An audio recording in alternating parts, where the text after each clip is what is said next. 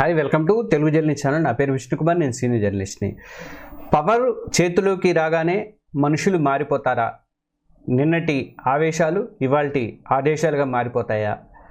ఒకే టాపిక్పై ఒకే మనిషి ఇంతలా మాట మార్చడం వెనుక అనేది సాధ్యమైన అసలు ఈ ప్రశ్నలన్నింటికి కూడా ఇప్పుడు సెంటర్ ఆఫ్ అట్రాక్షన్గా నిలుస్తున్నారు తెలంగాణ సీఎం రేవంత్ రెడ్డి. మొన్నటిదాకా ప్రతిపక్షంలో ఉండి ట్రాఫిక్ ఫైన్ల మీద ప్రభుత్వాన్ని తిట్టిపోసినటువంటి ఆయనే ఇప్పుడు అదే ఫైన్లని వసూలు కోసం అని చెప్పేసి దేశంలోనే అత్యంత కఠినమైనటువంటి రూల్స్ని ఆయన తీసుకురాబోతున్నారు. ఇక మీద చలానా పడితే చాలు మీ బ్యాంక్ అకౌంట్ నుంచి ఎమ్మటే అమౌంట్ ఆటోమేటిక్గా డెబిట్ అయిపోతుంది. ఈ ఆటో డెబిట్ విధానాన్ని తీసుకురావాలని చెప్పేసి సీఎం రేవంత్ రెడ్డి పోలీసులకు ఆదేశాలు కూడా ఇచ్చారు. ఈ ఒక్క నిర్ణయంతో తెలంగాణ రాజకీయాల్లో తో పాటుగా సామాన్య జనంలో కూడా ఒక పెద్ద చర్చ అయితే నడుస్తుంది. దీని మీద ఒకే వ్యక్తి ఒకే అంశము, కానీ రెండు పూర్తిగా భిన్నమైనటువంటి మాటలు. అధికారం రేవంత్ రెడ్డిని ఇంతలా మార్చేసిందా, లేక ఆయన ఈ యూటర్న్ వెనుక మనం చూడని ఏదైనా పొలిటికల్ స్కెచ్ ఉందా? అప్పుడు సన్నాసి అని అన్నవాడు ఇప్పుడు ఫైన్ బాస్ అంటూ సోషల్ మీడియాలో ఎందుకు ట్రోల్స్ వస్తున్నాయి? ఈ వీడియోలో అసలు కథ ఏంటనేది మనం చూద్దాము. విషయం చాలా క్లియర్ ఏంటంటే, ఇక మీద తెలంగాణలో ట్రాఫిక్ రూల్స్ బ్రేక్ చేస్తే మాత్రం జేబులకు చిల్లులు అయితే పడటం అయితే ఖాయము. డైరెక్ట్గా బ్యాంక్ అకౌంట్కే డ్రిల్ అయితే పడుతుంది. ఇది యూసుఫ్గూడలో కోట్ల విజయభాస్కర్ రెడ్డి స్టేడియంలో ఆయన మాట్లాడినప్పుడు ఇది అరైవ్ అలైవ్ అనే రోడ్డు భద్రతా కార్యక్రమంలో మాట్లాడారు. రాత్రి మాట్లాడినప్పుడు సీఎం రేవంత్ రెడ్డి ఈ రకమైనటువంటి సంచలన ఆదేశాలు అయితే జారీ చేశారు. ఆయన అన్న ప్రకారం ఏంటంటే, మన బండి మీద చలానా పడగానే వెంటనే ఫైన్ అమౌంట్ అనేది మన బ్యాంక్ అకౌంట్ నుంచి డెబిట్ అయిపోతుంది, ఆటోమేటిక్గా కట్ అయిపోతుంటుంది అనమాట. దీనికోసం మనం బండి రిజిస్ట్రేషన్ టైంలోనే ఆ బ్యాంక్ అకౌంట్ డీటెయిల్స్ అనేది మనం ఇవ్వాలి అని చెప్పేసి ఆర్టీఏ కానీ వీళ్ళకి పోలీసులు కానీ వీళ్ళకి ఇవ్వాలని చెప్పేసి కంపల్సరీ చేయాలన్న నిబంధన విధించండి అని చెప్పేసి ఆయన అయితే అధికారులకి సజెస్ట్ చేశారు.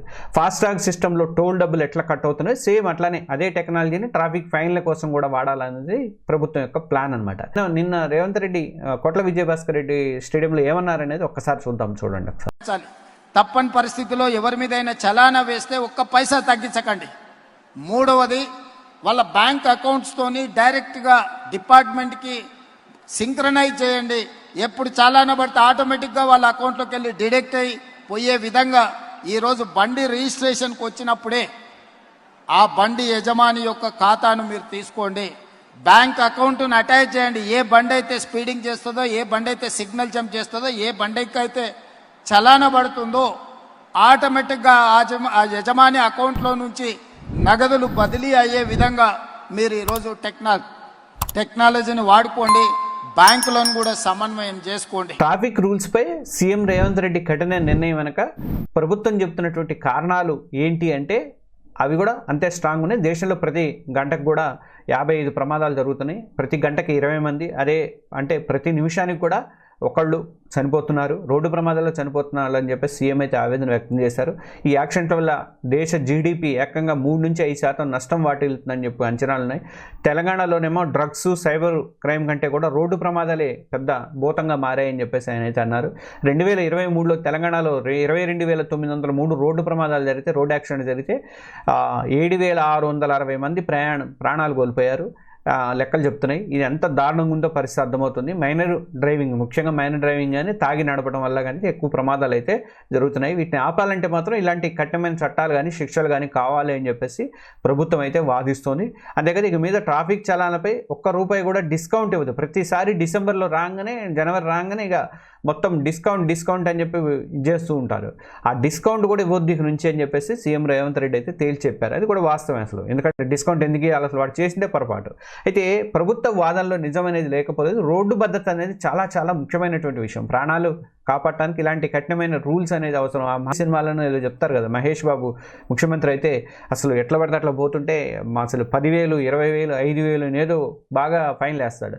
అదే టైప్లో అసలు ఫైన్లు అయితే కొంతవరకు అయితే పడాలి. ప్రజల ప్రాణాలు కాపాడాలన్నటువంటి ఆలోచన ఉన్నప్పుడు ఈ బాధ్యత అనేది సీఎం రేవంత్ రెడ్డికి అయ్యాకే గుర్తుకొచ్చిందా అని చెప్పేసి ఒక వాదన అయితే ఉంది. ప్రతిపక్షంలో ఉన్నప్పుడు ఇదే ఫైన్ల మీద ఆయన వైఖరి ఎలా ఉండేది, ఆయనకి మరోవైపు ఎలా మాట్లాడారని, ఈ పాలిటిక్స్లో పాత మాటల్ని పాత మాటలు అన్నీ కూడా నాయకుల్ని నీడలాగా వెంటాడుతూ ఉంటాయి. టెక్నాలజీ పుణ్యమా అని చెప్పేసి 10 ఏళ్ల క్రితం ఆయన మాట్లాడింది ఏదో తీసుకొచ్చి ఇప్పుడు సోషల్ మీడియాలో పోస్ట్ చేస్తూ ఉంటారు, యూట్యూబ్లలో అవుతూ ఉంటాయి. రేవంత్ రెడ్డి ఈ విషయంలో కూడా ఇప్పుడు ఇదే జరుగుతుంది. ప్రతిపక్ష నేతగా పిసిసి అధ్యక్షుడిగా ఉన్నప్పుడు ఆయన కొన్ని ట్రాఫిక్ చలాల మీద బాగా మండిపడ్డారు. అప్పటి బీఆర్ఎస్ ప్రభుత్వ విధానాలని మండిపడుతూ ముఖ్యంగా ట్రాఫిక్ పోలీసులు ఫైన్లు వేయడానికి తీవ్రంగా విమర్శించారు.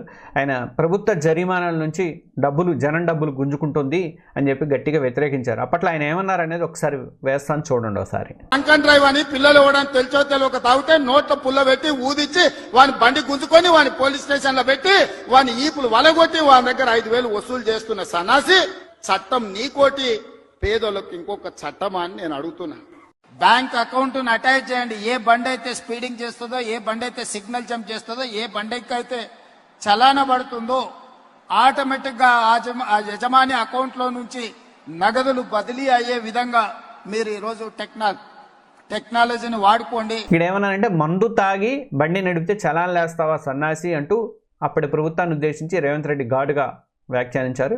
ఈ ఫైన్ల విధానాన్ని తేలిక చేసి మాట్లాడారు అప్పట్లో అని చెప్పేసి సోషల్ మీడియాలో అయితే ఈ రాజకీయ ప్రత్యర్థులు అయితే విమర్శలు అయితే చేస్తున్నారు. ఈ మాట నిజంగా అన్నారో లేదో అయితే పక్కన పెడితే మాత్రం ప్రతిపక్షంలో ఉన్నప్పుడు మాత్రం ఆయన స్టాండ్ మాత్రం ఫైన్ల వసూలుకి అయితే వ్యతిరేకంగానే ఉండేది చాలా వరకు కూడా. పోలీసుల తీరును కానీ డబ్బుల కోసం ప్రభుత్వం పడుతున్నటువంటి ఆరాటాన్ని కానీ ఆయన చాలాసార్లు అయితే ప్రశ్నించాడు.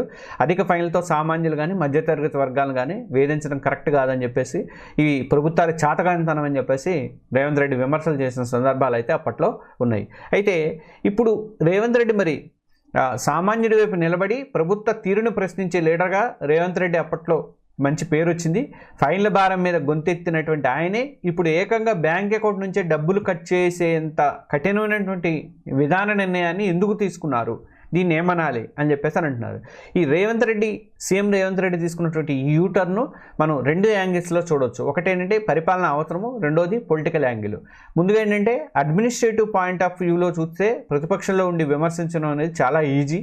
కానీ సీఎం కుర్చీలో కూర్చున్నాక లెక్కలు నిజాలు కళ్ళ ముందు అయితే కదులుతాయి అని చెప్పేసి క్లియర్గా నిరుద్యోగులకి 2 లక్షల ఉద్యోగాలు ఇస్తామని కూడా అదే పద్ధతి అనమాట. ఏడాదిలోపు ఇచ్చేస్తామని చెప్పి హామీ ఇచ్చాడు. ఆయన కూర్చున్న తర్వాత అర్థమైంది కనీసం ఇప్పుడు 5 ఏళ్లలో కూడా 2 లక్షలు ఇచ్చే పరిస్థితి లేకుండా అయిపోయింది. ఈ ఖజానా పరిస్థితి కానీ, ప్రభుత్వ బాధ్యత కానీ, ప్రజల భద్రత కానీ ఇలాంటివన్నీ కూడా ప్రయారిటీ అవుతాయి. రోడ్డు ప్రమాదాల వల్ల జరుగుతున్నటువంటి ప్రాణ నష్టం, ఆస్తి నష్టం అయితే ఆయన లెక్కలైతే ఆయన ముందు ఉండే ఉంటాయి. ఒక బాధ్యత గల సీఎంగా ప్రజల ప్రాణాలని కాపాడాల్సిన డ్యూటీ అయింది కాబట్టి ఆ కోణంలో చూస్తే ట్రాఫిక్ రూల్స్ స్ట్రిక్ట్ చేయాలన్న రేవంత్ రెడ్డి నిర్ణయాన్ని అయితే కరెక్టే అనిపిస్తుంది. అయితే చలానాన్ని కట్టకుండా తిరుగుతున్న వాళ్ళు ఎక్కువయ్యారు. తర్వాత ఫైనల్లో వసూళ్లు లేట్ను రూల్స్ బ్రేక్ చేయడానికి తగ్గించడానికి ఈ ఆటో డెబిట్ విధానం ఒక మంచి రూట్ అని చెప్పేసి ఆయనకి అనిపించవచ్చు. ఇది ప్రభుత్వానికి ఆదాయం పెంచడమే కాదు, జనాల్లో భయం పెంచి రూల్స్ పాటించాలన్న స్పృహ అయితే కలుగుతుందని చెప్పేసి ప్రభుత్వం అయితే ఆలోచన అయితే చేస్తున్నాయి. ఇక్కడ రెండో యాంగిల్ ఏంటంటే పాలిటిక్స్లో ఎంటర్ అయినప్పుడు, ప్రతిపక్షంలో ఉన్నప్పుడు ఏంటంటే జనరంజకంగా మాటలు చెప్తారు. అధికారంలోకి వచ్చేసరికి కఠినమైనటువంటి నిర్ణయాలు తీసుకోవడం అనేది రాజకీయ నాయకులకి బాగా అలవాటు అనమాట. కొత్త ఏం కాదు ఇదేమి. నిన్నటిదాకా ప్రజల జేబులకు భారం అని చెప్పిన ఆయన ఈరోజు అదే భారాన్ని ప్రజల మీద మోపడం అనేది రాజకీయ ప్రత్యర్థులు అవకాశవాదంగా విమర్శలు అయితే వస్తున్నాయి. గతంలో బీఆర్ఎస్ ప్రభుత్వం మీద ఇదే అంశం మీద ఫైర్ అయినటువంటి కాంగ్రెస్ ఇప్పుడు అంత కఠినమైనటువంటి నిర్ణయం ఎందుకు తీసుకొస్తుంది అనేది అయితే ప్రశ్న వస్తుంది. సరే, మనం చివరిగా చెప్పాలంటే ఈ విధానం అమల్లో కూడా చాలా ప్రాక్టికల్ ప్రాబ్లమ్స్ అయితే ఉన్నాయని చెప్పి నేను అనుకుంటున్నాను.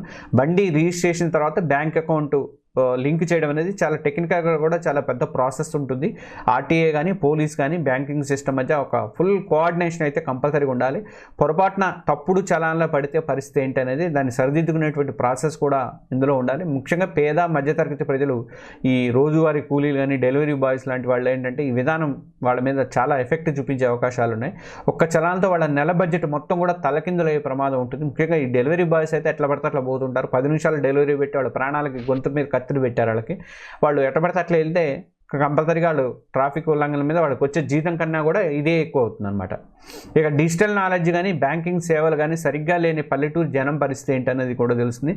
వీటన్నిటి మీద క్లారిటీ లేకుండా ఆటో డెబిట్ విధానం అమలు చేయడం అనేది ఎంతవరకు కరెక్ట్ అనే వాదనలు కూడా వస్తున్నాయి. అంతేకాదు ఆ వెహికల్ అమ్మారనుకోండి, అమ్మిన తర్వాత ఆ కొన్నవాడు ట్రాఫిక్ ఉల్లంఘనలు చేసుకుంటూ పోతున్నాడు అనుకోండి, పాత ఓనర్ అకౌంట్లోంచి డబ్బులని వెళ్ళిపోతూ ఉంటాయి అనమాట. అప్పుడు పరిస్థితి ఏంటి మరి? అది ఆటోమేటిక్గా మారుతుందా, మారదా?